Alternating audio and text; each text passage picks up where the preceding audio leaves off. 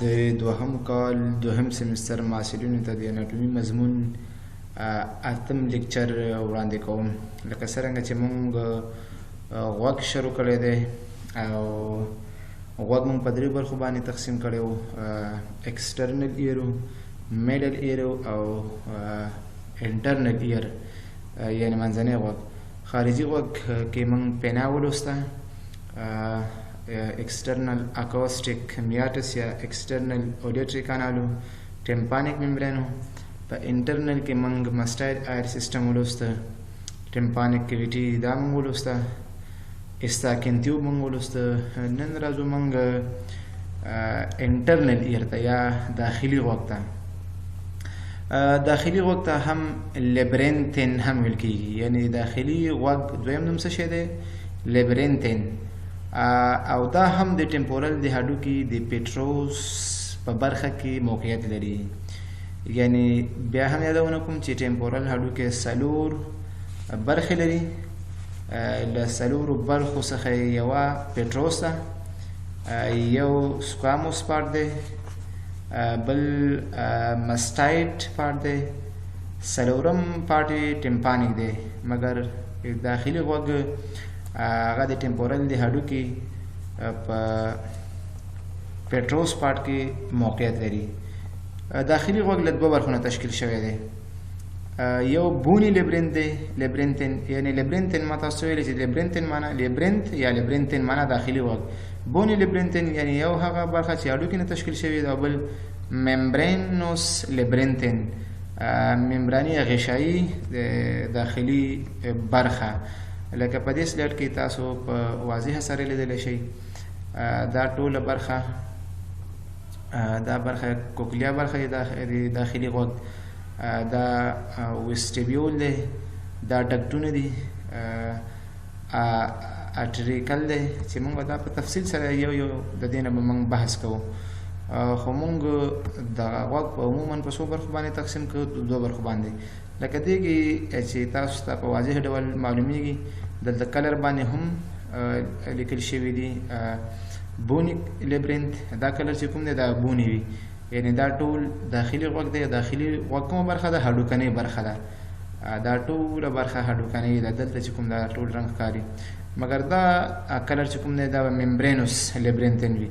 دا کوم دی؟ دا تاو شوی راتاو شوی، دا ټوله برخه ممبرینوس ده. دوه برخې لري. د دې په ترتیب سره موږ یو ځل ممبرینوس بونی لیبرینتین وایو، هغې نه وروسته بیا موږ ممبرینوس وایو. بونی لیبرینتین هم درې برخې لري. یو کوکلیا ده، یو ویسټیبیول، دوه سیمی سرکولر کنال. لکه دې سلایډ کې ډېر واضح ډول باندې ښکاري. دا چې تاو شوې ده، ګورې تاو شوې برخه کې دوه برخې دي. یو تاسو به دا دوه خبرې یاد ساتئ چې دا کلر چې دلته کوم رسم شوی دا ممبرانوس ده، او دا لیبرینتین ده. لیبرینت بونی لیبرینت دی. نو بونی لیبرینت یو برخه چې کوم ده هغه کوکلیا ده. کوکلیا دغه حلزوني ډول راتاو شوې برخه، خو مګر په دې کلر باندې دا کوکلیا ده، دې ته کوکلیا وایي. بله چې موږ ولوسته هغه څه شو؟ دویم برخه ویسټیبیول دی. او ویسټیبیول کومه برخه ده؟ هغه به په دې سلایډ کې تاسو ته په واضح ډول باندې وښیم. دا ویسټیبیول دی. ګورئ دې تصویر کې بیا یوازې موږ ته داخلي غوږ ښودل شوی دی، خو دې کې ممبرانوس او بونی پارټ جدا شوی نه دی، ځکه دلته موږ فرق نشو کولی چې کوم بونی دی کوم ممبرانوس دی. مګر په هغه تېر سلایډ کې موږ فرق کولی شو. هر سلایډ یو مشخص شکل موږ ته واضح کوي. دا برخه ویسټیبیول شوه. دا دویمه برخه شوه. دریمه برخه څه شو؟ هغه سیمی سرکولر کنالونه وو. دا سیمی سرکولر کنالونه دي. یو ډک دی، یو کنال دی، چې دې دواړو ترمنځ موږ فرق کوو. هغه ډک بیا په غضروفي برخه کې ممبرینوس پارټ کې شامل دی، او کنال په بونی پارټ کې شامل دی. یعنې بونی پارټ کوکلیا، ویسټیبیول، سیمی سرکولر کنال. دا سیمی سرکولر کنالونه شو. لکه دلته چې موږ ښودلی شو دا سیمی نیمه حلقوي کنالونه. راځو اوس لومړی دې ته چې کوکلیا څه شی دی. موږ لومړی باید د کوکلیا څخه بحث وکړو چې کوکلیا د داخلي غوږ کومه برخه ده. کوکلیا ته په ځینې کتابونو کې قوقعه هم ویل کېږي. دا حلزون ته یعنې سنیل حلزون ته ورته ساختمان دی، داسې تاو شوی را تاو شوی دی. او دا په خپله قاعده باندې چې هغې ته څه شی ویل کېږي قاعدې ته میډولس ویل کېږي یعنی په خپله قاعده یا مرکزي برخه باندې د کوکلیا مرکزي برخه یا قاعده څه شی نومېږي میډولس په خپله قاعده باندې دا تقریبا 2.5 ځلې یعنی 2.5 ځلې یا په ځینې کتابونو کې 2.15 دوره خوري څه معنا دا د کوکلیا که میډولس یعنی منځنۍ برخې قاعده وي دا په خپل قاعده باندې داسې چې دوره خوري یو ځل شو دې نه تر دې پورې چې راغی دا 2 ځل شو او دا 2.5 ځلې یعنی 2.5 ځلې یا 2.15 ځلې په خپل میډولس یا مرکزي برخه چې تاسو سمول چې میډولس د کوکلیا مرکزي برخه یا قاعده په دې باندې دومره دوره خوري د دې کوکلیا اوږدوالی 10 ملي متره دی کوکلیا اوږدوالی څومره شو 10 ملي متره شو که چېرته موږ د کوکلیا نه یو مقطع واخلو ارزاني یا ټرانورس مقطع د کوکلیا نه واخلو 3 برخې به لري پورتنۍ برخې د سکالا ویسټیبولای په نوم باندې یادېږي دا ګورئ سکالا ویسټیبولای دی او سفلي برخه یا ښکتنۍ برخه چې کوم ده هغه د سکالا ټمپانۍ په نوم باندې یادېږي دا او درېیمه برخه چې کوم ده هغه د څه شي په نوم باندې یادېږي هغې ته موږ کوکلیر ډکټ ویلی شو دا کوکلیر ډکټ یعنی که چېرته کوکلیا نه موږ ارزاني یا ټرانورس مقطع واخلو څو برخې به ولري 3 برخې یو سکالا ویسټیبولای دوهم کوکلیر ډکټ دریم سکالا ټمپانۍ د دې 3 واړو برخو لرونکی ده دغه دواړه برخې کومې برخې یو سکالا ویسټیبولای او سکالا ټمپانۍ دا برخې د کوکلیا په اپیکس کې د یو واړه فورامین په ذریعه باندې چې هغې ته ویل کېږي هیلیکوټرایما نومېږي هیلیکوټرایما د دې فورامین په واسطه څه شي کوي دغه دواړه سره رابطه پیدا کوي بله برخه د داخلي غوږ د بونې پارټ چې کوم د هغه موږ ویسټیبیول به وایو هغه به څه شی وایو ویسټیبیول به وایو چې ویسټیبیول څه شی دی ویسټیبیول خپله د بونې لیبرین مرکزي برخه ده او د میډل ایر په میډیل طرف کې څه شی لري موقعیت لري یعنی ویسټیبیول سنټرل پارټس آف بونې لیبرینت د بونې لیبرینت مرکزي برخه ده او د میډل ایر په میډیل طرف کې دا څه شی لري موقعیت لري او دغه ویسټیبیول د څو ساختمانونو لرونکی دی یو اول وینډو لري یو ساختمان سپیریکل ریسز یا حلزوني شکله او الیپټیکل ریسز یا کوم ریسونه بیضوي شکله ریسز د دغې 3 ساختمانونو لرونکی ده لکه تاسو چې په دې ساختمان کې زه وښیم ویسټیبیول وښیم او ویسټیبیول د څو ساختمانونو لرونکی ده د 3 ساختمانونو لرونکی ده یو اول وینډو لري دوهمه برخه چې کوم ده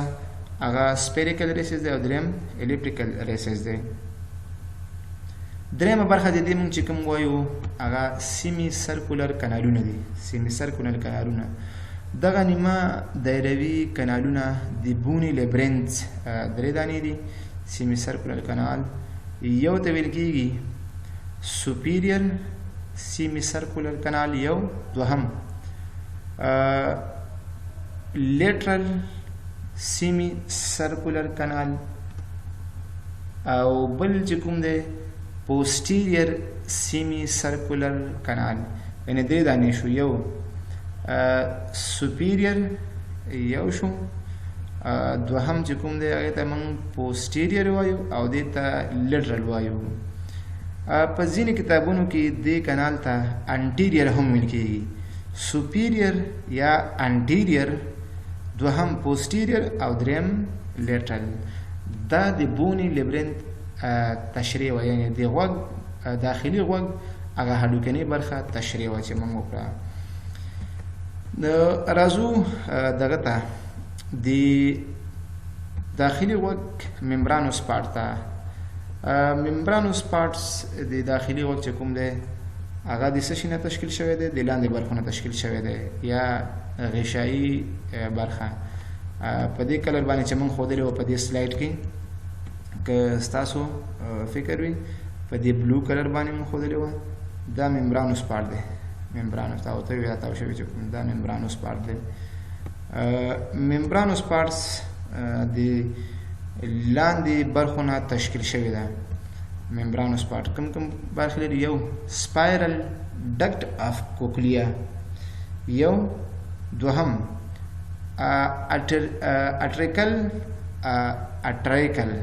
اټریکل اینڈ سکیول دا دوه شو او دریم سیمی سرکولر ډکټس ډیر ستاسو توجه باید دلته وي چې یو سیمی سرکولر کانال دی دا سیمی سرکولر کانالونه چې کوم دي دا د بونی پارټ په واسطه تشکیل شوي دي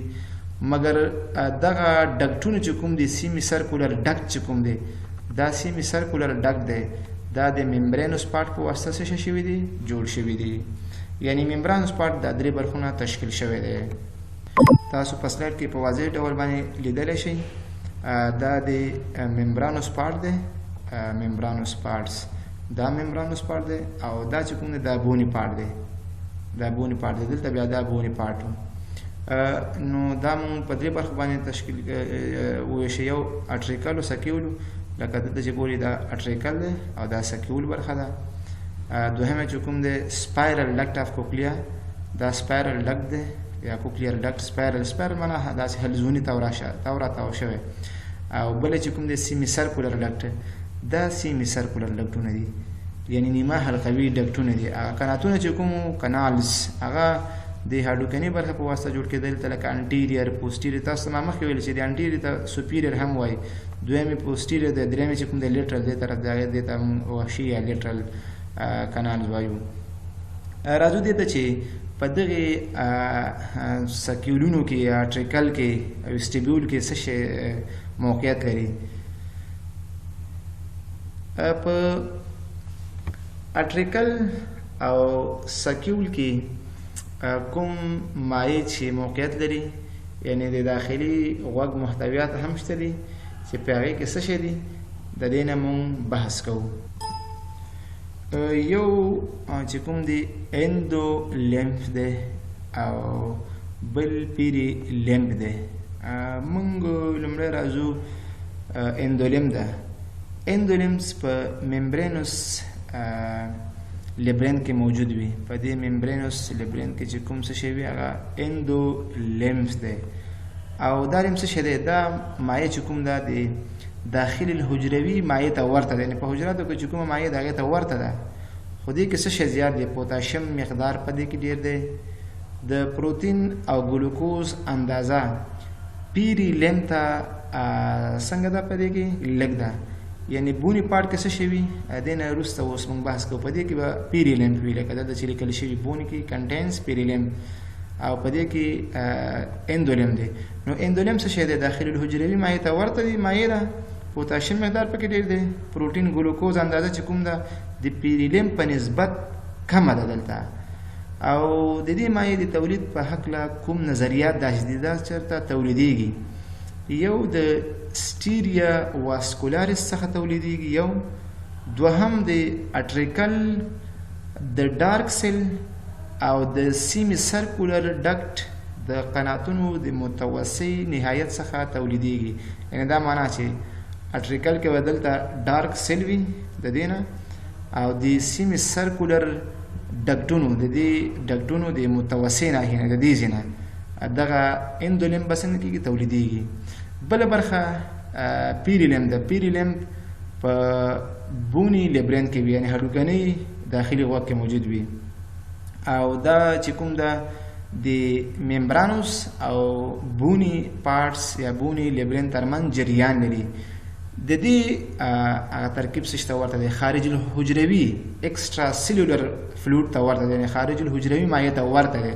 په دې کې څه شی زیات خو سودیم پوتاشیم زیاتو مګر په پیریلیم کې چې کوم دی دې کې مایع کې سودیم زیات دی سودیم اندازه پکې لوړه ده او د دې مایع په هکله باندې هم یو څه نظریات موجود دي هغه داسې دي چې د سپایرل لیګامنټ د کپلري څخه د وینې د سیروم فلتر شوی مایع ده یو نظر داسې دی دویم داسې دی چې دا د سی اس اف څخه تولیدیږي یعنې سیریبرو سپاینل فلویډز د دې څخه تولیدېږي او د اکویډکټ اف کوکلیا له لارې لیبرینث یا داخلي غوږ ته څنګه کېږي راځي.